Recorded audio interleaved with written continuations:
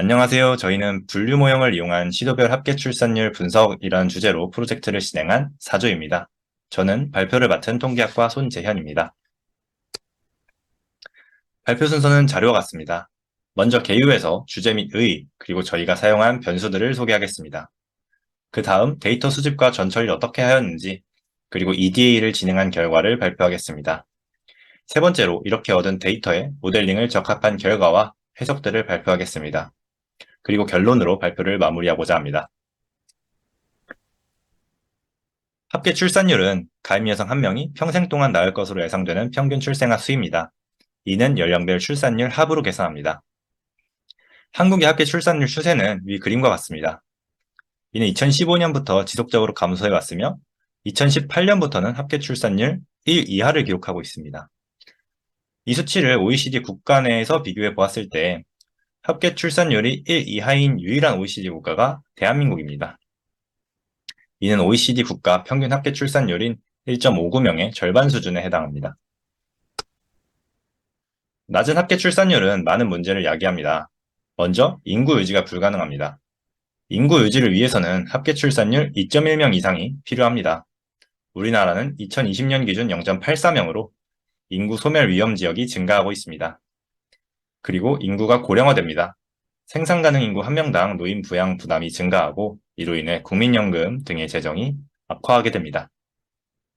세 번째로는 생산 가능 인구가 감소하여 경제 성장이 둔화하거나 역성장을 야기할 수 있습니다. 이는 국가의 산업 경쟁력과 직결됩니다. 그래서 우리나라는 출산을 장려하기 위한 여러 정책들을 시행한 바 있습니다. 정부는 매년 저출산 대응 사업 예산을 편성하고 있는데 지난 16년 동안 약 260조 원의 비용을 소모하였습니다. 그러나 뚜렷한 성과가 없는 것으로 드러나고 있어 출산 장려 정책의 실효성에 대해서 재고할 필요가 있습니다. 그래서 저희는 우리나라를 지역별로 나누어서 시도별 합계 출산율이 특정 값을 상회하는지 여부를 예측하는 분류 모형을 개발하고자 합니다. 그래서 합계 출산율에 영향을 미치는 변수들과 그 영향을 파악하고자 합니다. 저희는 그 기준을 0.9명으로 설정하였습니다. 2021년 기준으로 17개의 시도 중 9개가 0.9를 상회하였고 8개의 시도가 하회하여서 출산율을 비교적 방어하고 있는 지역들과 방어에 실패한 지역들을 잘 나누는 값이라고 판단했기 때문입니다.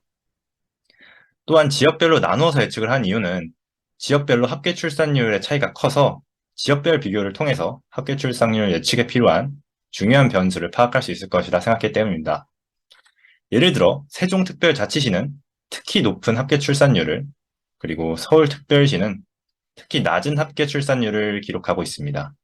이 두 도시 간 합계 출산율이 2배 이상의 차이가 나는 것을 확인할 수 있습니다. 이렇게 합계 출산율을 지역별로 나누어 분석하는 선행 연구를 조사한 결과 출산율 변화 요인 분석과 출산 장려 정책 평가에 대한 다양한 연구가 진행된 것을 알 수 있었습니다. 또한 저희 주제와 가장 유사한 광역자치단체의 합계 출산율에 대해 분석을 한 논문들이 있었는데 해당 논문들은 주택 가격, 잔호 관련 비용 요인, 정책 요인 이런 것들을 고려하는 픽스트 이펙트 모델과 시계열 모델을 적합했습니다. 하지만 해당 연구들은 2012년에 출범한 세종시의 경우 연구 시점까지의 자료가 부족해서 분석에 한계가 있었다는 그런 한계점이 존재합니다. 그래서 저희가 정리한 저희 연구의 의의는 다음과 같습니다. 지역별 합계 출산율 방어 여부 예측에 영향을 미치는 변수를 파악하였고 지금까지 축적된 데이터를 기반으로 세종시를 포함시켜서 통계 분석을 진행하였고 합계 출산율 변화를 다른 설명 변수들로 설명함으로써 선행 연구에서 다룬 시계열 분석 외의 분석 방법을 적용하였습니다. 다음으로는 저희가 사용한 변수에 대해서 설명을 드리겠습니다. 예측하고자 하는 변수는 2016년부터 2021년까지 총 6년치에 17개 시도별 합계 출산율을 연도 구분 없이 모아서 총 102개입니다. 예측을 위해서 사용할 독립 변수는 2015년부터 2020년까지 시도별 변수 11개입니다. 지금 출산을 결정한 시점부터 실제 출산까지의 시차가 존재하기 때문에 지금 1년의 레그가 있습니다. 많은 선행 연구에서 레그를 1년으로 사용하고 있기 때문에 저희도 독립 변수들로 1년 뒤의 합계 출산율을 예측하였습니다. 독립변수는 네 가지 범주로 나누었는데 신혼부부 관련 변수로는 지역별 신혼부부의 비율, 그리고 이 신혼부부 중에서 맞벌이의 비율, 그리고 이 신혼부부 중에서 주택을 소유하고 있는 비율을 사용하였습니다. 또 정책 관련 변수에서는 현금성 지원과 관련된 육아휴직급여와 출산 전후 휴가급여, 그리고 육아 친화적인 환경을 보여주는 대표적인 변수인 국공립 어린이집 비율을 사용하였습니다. 그리고 경제적인 비용이나 수입과 관련한 변수로는 지역별 평균 사교육비, 공공기관 종사자 비율, 실업률, 평균 전세가를 사용하였습니다. 그 외에는 지역의 인구 구조를 반영하는 고령인구 비율을 사용하였습니다. 데이터는 국가통계포털, 고용보험통계안보, 한국부동산원 부동산 통계정보 시스템에서 수집을 하였습니다. 데이터 전처리 과정은 다음과 같습니다. 오른쪽 그림과 같이 통계청에서 제공한 세종시 실업률 자료에는 2015년과 2016년 결측치가 존재해서 세종통계연보를 참고해서 이 값을 채워 넣었습니다. 이 외에 결측치는 없어서 대체를 진행하지 않았습니다. 다음으로 앞에서 언급했던 출산 계획과 실제 출산 간 시간차를 고려하여 합계 출산율에 1년 레그를 부여하였으며 합계 출산율을 0.9를 기준으로 클래스를 나누었습니다. 변화는 모델링 부분에서 언급하겠습니다. 다음으로 EDA입니다. 먼저 출산 시 고려하게 되는 경제적 부담과 관련한 변수들을 시각화하였습니다.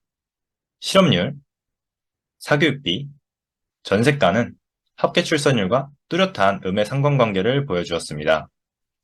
이들이 모두 출산 및 양육의 경제적 부담을 대표하는 지표임을 고려할 때 통념에 부합하는 상관관계를 보여주고 있습니다. 다음으로 공공기관 종사자의 비율입니다. 공공기관 종사자는 정년이 보장되고 상대적으로 출산, 육아휴직이 자유롭고 경력 단절에 대한 우려가 적습니다. 따라서 합계 출산율에 긍정적인 영향을 줄 것으로 기대하였습니다. 이 수치는 공무원보다 더 넓은 범위의 공공기관 종사자의 비율입니다. 세종시의 공무원 비율은 타 지역과 크게 다르진 않지만 공공기관 종사자까지 확대하였을 경우에 타 시도보다 3배가량이 높습니다. 흔히 일반에서 세종시가 합계 출산율이 높은 이유로 공공기관을 이주시켰기 때문인가 아닌가라는 예상을 합니다.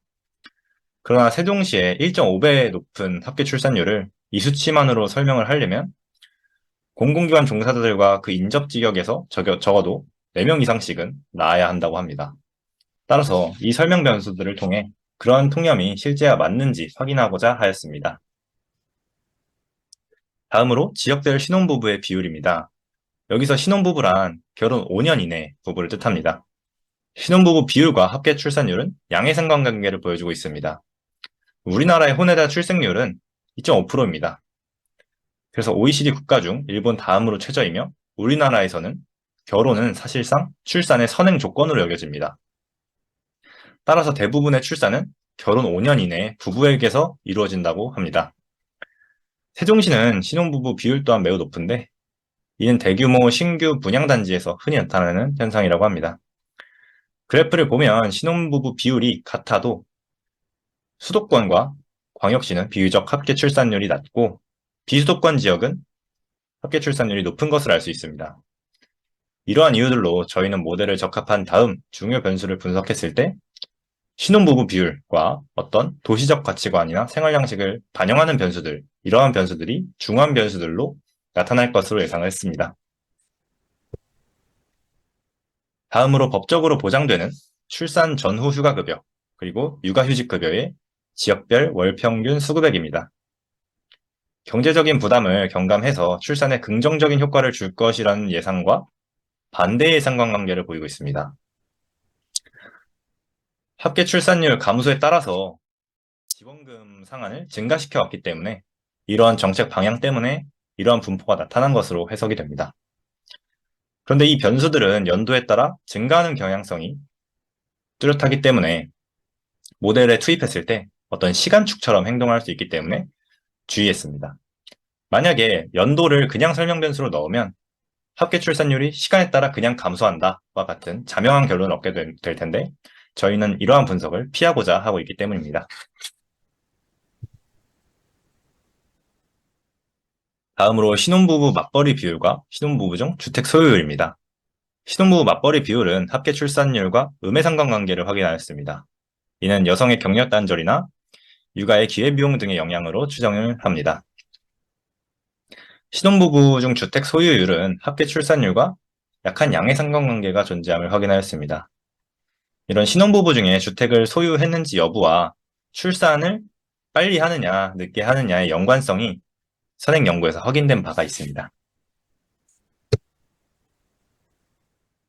다음으로 저희의 모델링 과정입니다. 저는 이렇게 처리된 데이터를 가지고 모델을 피팅했습니다. 저희가 피팅한 모델들은 KNN, 로지스틱 리그레션, LDA, 나이브 베이즈, 디시전 트리, 랜덤 포레스트, GBM, 그리고 SVM입니다. 특히 SVM의 경우 리니얼 커널과 라디얼 커널 두 개를 고려해왔고, 이때 리니얼 커널은 서포트 벡터 클래시파이어와 동치가 됩니다. 저희는 이러한 모델들을 텐폴드 크로스 밸리데이션을 1000번 반복해서 CV 에러를 비교하였고, 해석력까지 고려해서 최종 모형을 선택하였습니다. 그리고 그 다음 전체 데이터에 대해서 선택된 최종 모형을 적합하는 순서로 분석을 진행하였습니다. 저희가 텐폴드 크로스 밸리데이션을 시드를 바꾸어가면서 1000번 적합한 그런 결과입니다. 이 중에 거리를 사용하는 SVM이나 KNN은 변수들을 표준화해서 넣어주었고, 다른 모델에는 특별히 변환을 고려하지 않았습니다.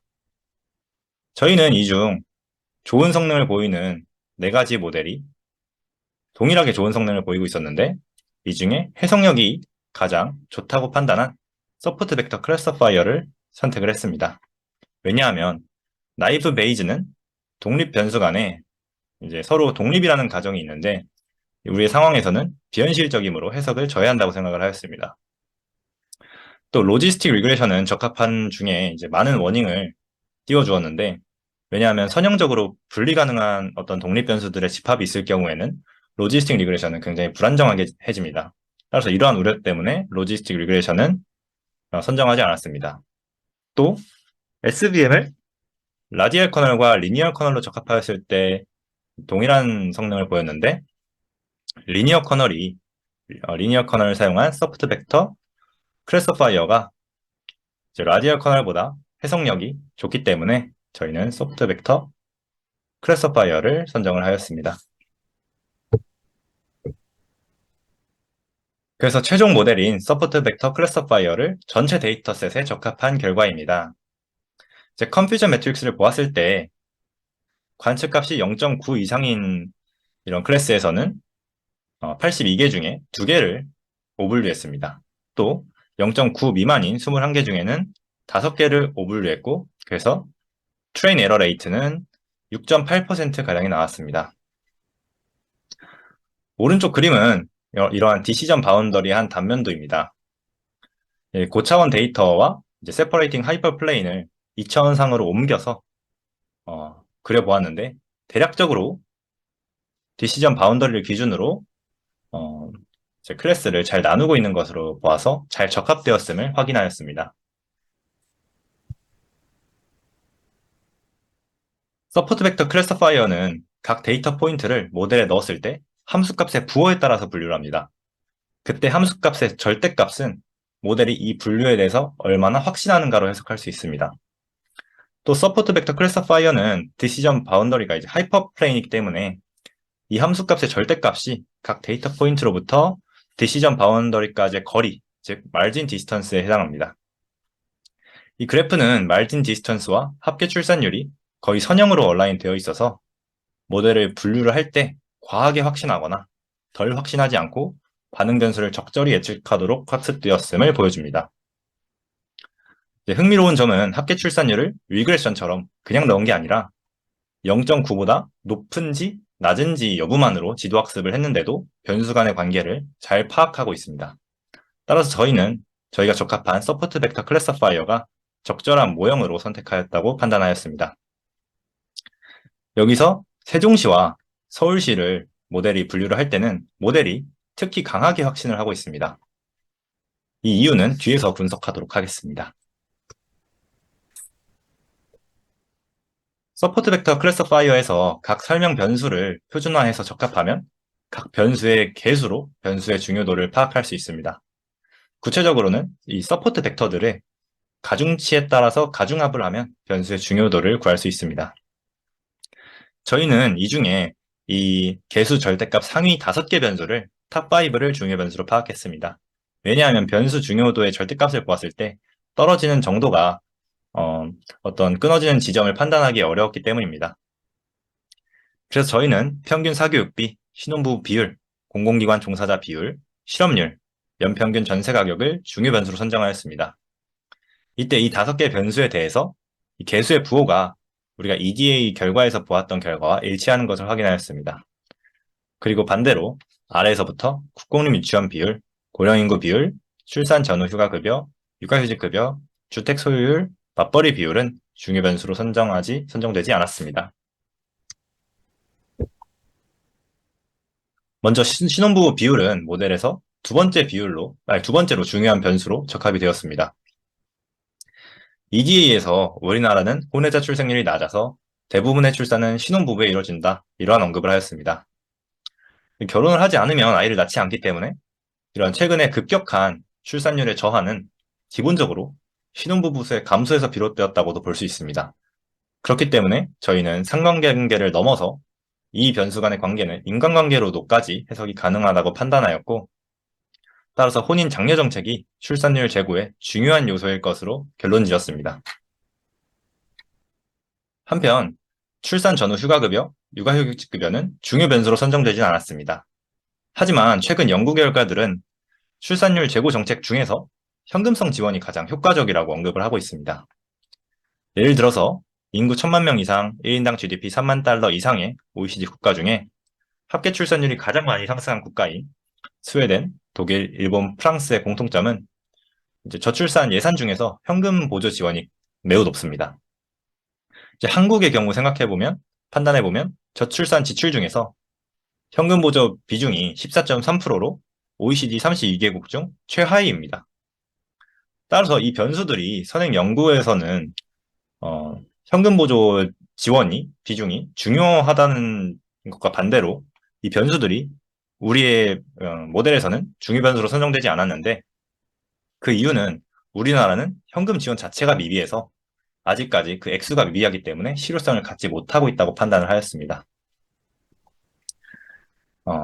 우리나라의 저출산 정책 로드맵이 제4차 저출산 고령사회 기본계획인데, 여기서도 우리나라의 출산 및 양육 지원이 서비스 위주이며 현금 지원이 미흡하다는 점을 언급하고 있습니다.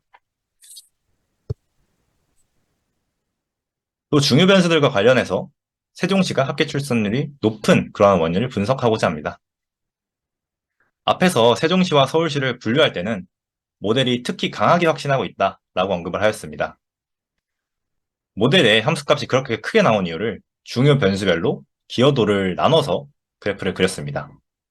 이 기여도는 각 변수들을 표준화한 D스코어에 이 개수를 곱해서 계산을 하였습니다. 세종시는 공공기관 종사자와 신혼부부 비율이 높은 점이 모델 판단에 가장 큰 영향을 미쳤습니다. 이제 앞에서 언급했듯이 통념처럼 공공기관 종사자 수만으로 세종시 합계 출산율이 높은 이유를 설명하기에는 무리가 있었습니다.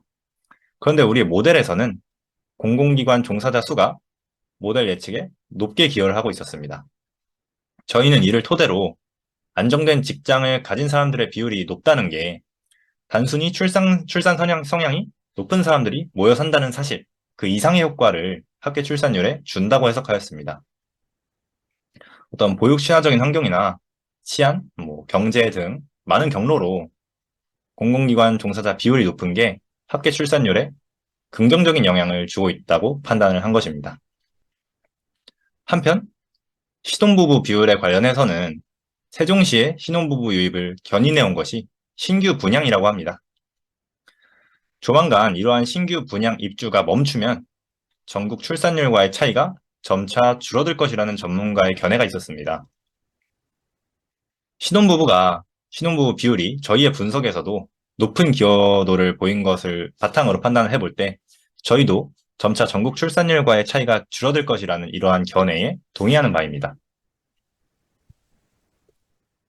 또 중요 변수들과 관련해서 서울시가 합계 출산율이 낮은 원인도 분석하고자 합니다. 서울시는 반대로 기여도가 음의 방향으로 클수록 해당 변수가 모델이 확신하는 데에 기여하고 있는 것입니다.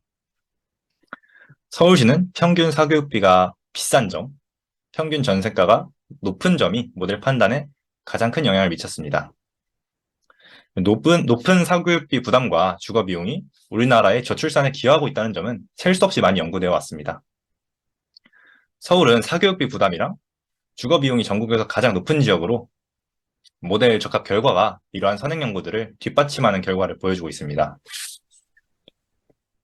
그러나 사교육비와 주거 부담을 완화하기 위해서 시행된 수많은 정책들이 실효성이 없었기 때문에 대안이 마땅치 않은 실정입니다. 마지막으로 결론입니다. 저희는 예측력과 해석력을 바탕으로 여러 모델 중 서포트 벡터 클래시파이어를 선택하였습니다. 그리고 서포트 벡터 클래시파이어를 전체 데이터셋에 적합을 하였고 디시전 바운더리, 마진 디스턴스를 통해서 저희가 선택한 모델이 잘 적합되었음을 확인하였습니다. 그리고 평균 사교육비, 신혼부부 비율, 공공기관 종사자 비율, 실업률, 연평균 전세 가격이 가장 중요한 변수로 선정되어 이에 대한 분석을 진행하였습니다. 저희의 모델을 사용해서 합계 출산율을 예측했을 때 가장 높은 세종시는 공공기관 종사자와 신혼부부 비율이 가장 높은 점이 가장 큰 영향을 미쳤습니다. 합계 출산율이 가장 낮은 서울시는 평균 사교육비가 굉장히 비싸고 평균 전세가가 높은 점이 가장 크게 기여하였습니다. 저희가 준비한 발표는 여기까지입니다. 감사합니다.